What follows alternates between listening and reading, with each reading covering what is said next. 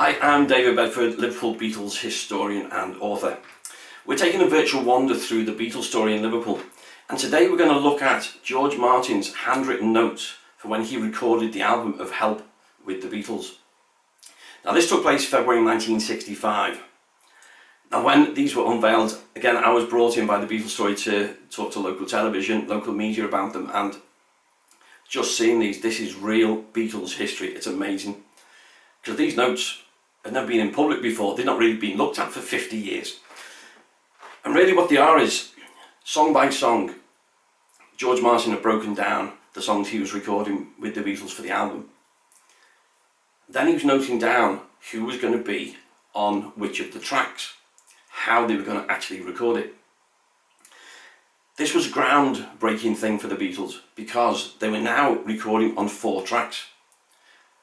Basically what that means is before then they recorded only on 2 tracks, so they had to put all the instruments and all the music backing onto 1 track, and then you could record the vocals onto the 2nd track, and then you mix them together. So that's why some of those early mono recordings, when they're trying to make them stereo, it separates the music on one side and the vocals on the other, because that's all they could do. Once you get to 4 tracks, that means you can record something on track 1, 2 and 3 separately. Then you can mix all of those onto track 4. Then you can go back and reuse those 3 tracks and keep going. Now obviously the more times you do that, you do lose some of the quality. So the idea is not to overdo that. But all the digital remastering we get from those original recordings just show how good the original recordings were. So now they've got 4 tracks to play with.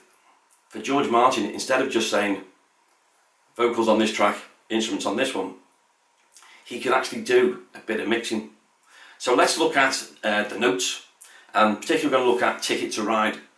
Now this is a copy, obviously from George Martin's handbook. Now what he put is, so Ticket to Ride, approximately 3 minutes and 9 seconds, which again was long, because don't forget, back in the late 50s, early 60s, rock and roll songs, if you went over 2.5 minutes, radios wouldn't play them. So we're over 3 minutes, and he's got track 1, bass and drums. So you can see the departure here, instead of having all the instruments on 1 track. So bass and drums on track 1. Track 2, 2 guitars, John on Fender and George on a 12-string Rickenbacker. Track 3, voices, John's with Paul above occasionally. So that's where Paul would do the harmony. But then once you've got all that, you could then put overdubs on. So what he could then add, say for track 4, overdubbing John's voice, Ringo on tambourine, George on Fender, Paul on Epiphone guitar.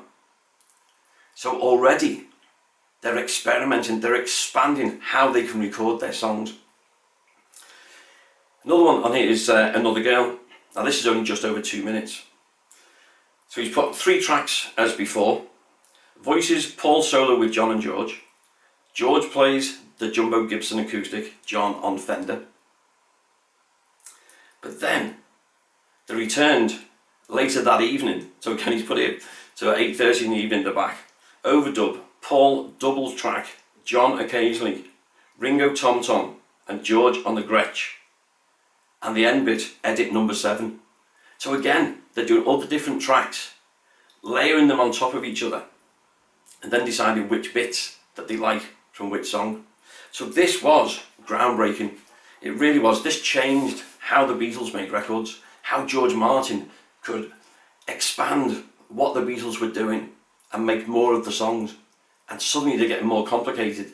And of course, as you go down the road, this means by the time they get into doing Sgt. Pepper, they can spend months in the studio, layering different tracks, overdubbing, and coming up with more complex arrangements, because they now have the technology to do that.